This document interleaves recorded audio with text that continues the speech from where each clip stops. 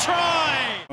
How's everyone feeling after the flight back home from South Africa and heading into this big game?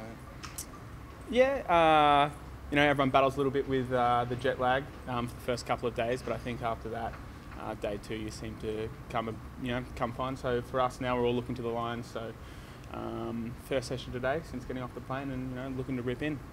How difficult was it to digest that loss to the Kings, particularly because there were so many tries from turnovers once again?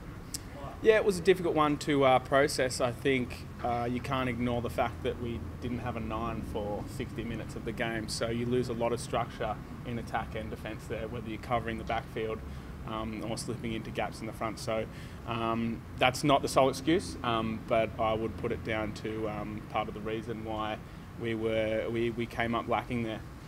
You've played pretty much every other position. Why didn't they throw you in at the 9? I don't think I can pass enough, mate. Pass well enough. Was there any lack of leadership on the pitch, considering Sturzak was out? Leadership isn't an issue for us. Obviously, Sean McMahon and Sturzy was out, but you have people like Mick Snowden who steps in, who's 29 years old. So he's an experienced guy. And when it comes to commanding the troops around the park, I think he did a really good job at that for the 20 minutes he's on the field. Obviously, when he leaves the field and you have to fill that void with a forward, it makes it a little bit difficult. But in saying that, Colby, who slipped into captain, has been captain before at this club. And whilst tactically, leadership in that role was maybe coming up a little bit short, other than that, Colby's a great leader and a great captain. So we backed him. Tom, you've got the Lions this weekend. You've actually had some pretty close results against them. So even though they're sort of sitting on top of the South African table, do you sort of feel like can match up pretty well? Yeah, I think the results over the past 3 weeks, excluding the Kings, we've been very competitive. So our pass against the Lions, we've done well. I think they're an exciting team, and that's an exciting thing for us. I love coming up against good teams, and they don't play your traditional South African rugby. They're a bit more of a Kiwi hybrid. So we've got some areas we're going to look at and hopefully attack them on the weekend. What do you put down the inconsistency in the Rebels this season? Obviously you have had a horror injury toll, but you did last year and you were still a lot more competitive than this year. Yeah, I think similar injury toll. What the difference has been to us is probably losing players like Mike Harris. The game control and knowledge that Mikey had, is something that you need in a squad, and we do have that. But when those players get injured, it's quite unfortunate to put that pressure on new players coming through. That's the professional sport we live in, but when you have 20-year-olds that have never played Super Rugby getting thrown into the fire, it's quite a tough environment. It's a learning curve, so it's going to be a learning process for them, and we can't expect big things from the get-go. I guess someone like Sean McMahon, even though Colby's done really well at 7, he brings such an energy to the squad and a bit of, mongrel and stuff out there as well, which maybe the team could have done with more, I guess. Yeah, Shawnee definitely brings a bit of intensity and mongrel. Him and Colby complement each other quite well, though. I see Colby as a 7 and Sean as a 6. Colby's your traditional poaching 7, and he's quite calculated, whereas Sean's all guns blazing and leaves everything out on the field. So, yeah, I think we're looking to get Sean back as soon as possible, and it'll be a big boost for the side.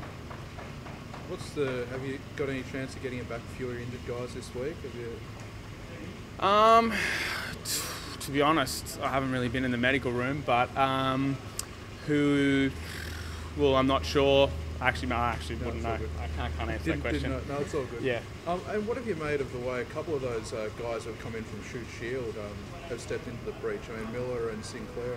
Yeah, they've been great. There's been a lot of chat about Australian rugby not having any depth, but you just have to look to Shoot Shield and see players like Will Miller and Hugh Sinclair, and we even got another young lad called Rory O'Connor who's really shown that they can mix it with the best of them. So it's an exciting thing for Australian rugby, and I think it'll quieten those comments coming. So it's really exciting to see, and they've been doing a great job for us, and we'll be seeing in the next couple of weeks as well. In that first game, did you know their names? Did you guys have to go mate?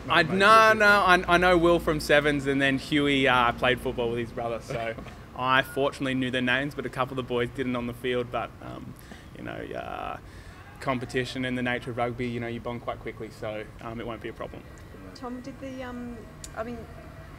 is it obviously you're trying to focus just on the game, but the ongoing sort of the unknown about the club must be impacting the players, even off the field. Like, what about if you've got to sign a new lease and you think, well, maybe we're going to be here in a couple of months? I mean, there's a lot more to it than just what happens in 80 minutes or at training. Yeah, there definitely is. I think your job as a professional player, first and foremost, is to focus on the game at hand.